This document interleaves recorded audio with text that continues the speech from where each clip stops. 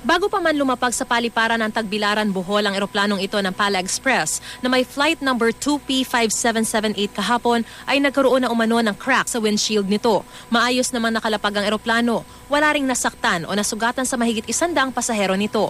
Ang problema dahil sa sira sa windshield nito, hindi na muna ito pinayagang maka-take off pabalik ng Maynila. At dahil sa pinaiiral ding one aircraft policy sa Tagbilaran Airport kung saan hindi na maaaring makalapag ang parehong klase at laki na eroplano sa paliparan sa parehong panahon, kanselado ang aabot sa 22 flight ng iba't ibang airline na papuntang Tagbilaran at pabalik ng Maynila mula kahapon. Cancel yung mga flights, kaya walang biyahe.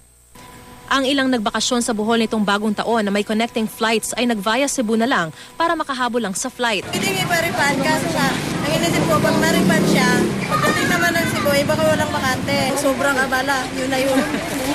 Hanggang ngayon wala pa raw report na isinusumite ang Pala Express sa Civil Aviation Authority of the Philippines o CAAP dahil nasa Tagbilaran pa ang mga piloto nito. Kaya hindi pa raw matukoy sa ngayon kung talaga nga bang crack ang tinamo ng windshield o delamination o yung bula-bula lang sa loob ng salamin. Nangyayari naman daw talaga kung minsan ang pagkabasag ng windshield, lalo na kung may bigla ang pagbabago sa temperatura. Pero dahil sa dami ng nakanselang flight at naaberya ang mga pasahero, dismayado ang CAAP sa naging desisyon ng mga piloto na palapagin ang eroplano sa Tagbilaran sa halip na sa Mactan, Cebu na bukod sa mas malapit ay mayroong maintenance facility at walang ipinatutupad na one aircraft policy. Error in judgment? Well, all the passengers were of course inconvenienced, no? That's why I want to find out why the pilot elected to land in Tagbilaran and not in Mactan. Pag sa Mactan po, pwede siyang magawa agad? Hindi lang pwede magawa, walang masasagabal doon. That's why I say pilots now should not be trained to be robots. There is still that gray matter between the ears that must be used also at times. 4:50 ngayong hapon na ayos na ang windshield ng eroplano at inaasahang makalipad pabalik ng Maynila bago dumilim. Sakaling di matuloy, bukas na raw ng umaga ito lilipad pabalik ng Maynila.